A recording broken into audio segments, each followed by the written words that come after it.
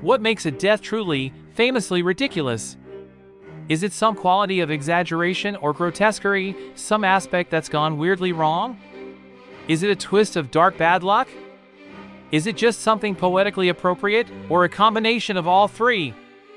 People have been arguing about this since humans first started dying in stupid ways. I guarantee there was a most ridiculous times hunters have been bored by Mammoths list among at least one prehistoric tribe.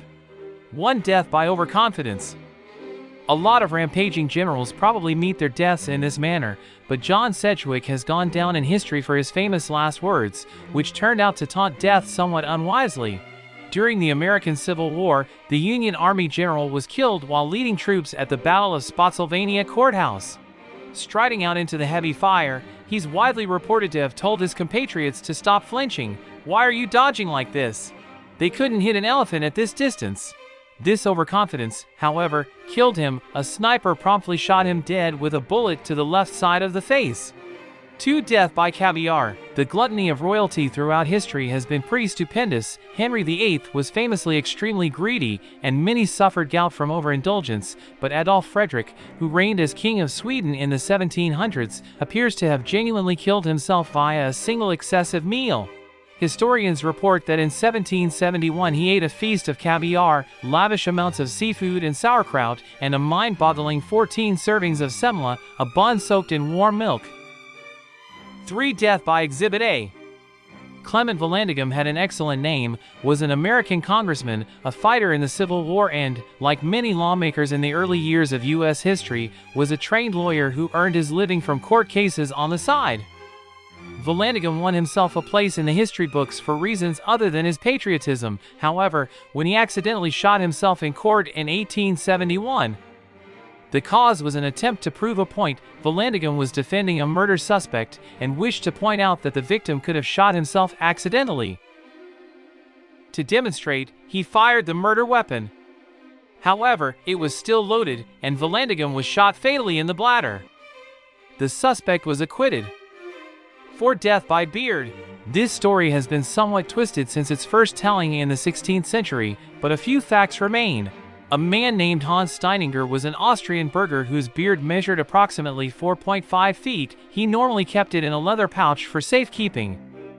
At one point, however, Steininger forgot to keep it rolled up, and the beard caught fire when a small fire broke out in Steininger's house. He burned to death. 5. Death by alarm clock. If you've ever thought of jerry-rigging an elaborate system to wake you up in the morning utilizing water, a small mallet, and a neighbor's cat, let this story convince you otherwise. A lamplighter in the 1880s in Flatbush, New York concocted his own waking-up system involving a clock, a wire, and a 10-pound stone. The problem? He had a party and moved his bed, then got drunk and put it back in the wrong place. The next morning, his head was crushed by his own waking-up device. 6. Death by acting.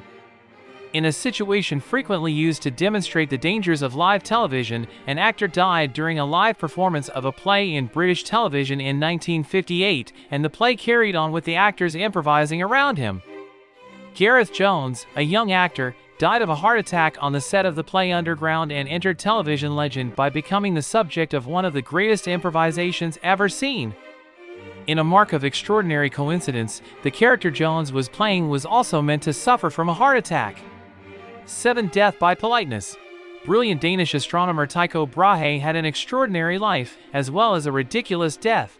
Working without a telescope, he established the positions of many stars and worked out the true nature of comets, and he also had a tame elk and a fake nose. He'd lost his own in a duel. His death, however, was a credit to his noble upbringing if not to his bladder. Brahe died after a banquet. It had previously been assumed that he was poisoned, but an analysis of his remains in 2010 found no remnants, indicating that the other suggestion was true. He'd held his bladder till it burst.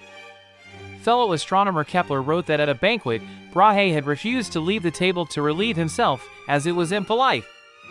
11 days later, he was dead.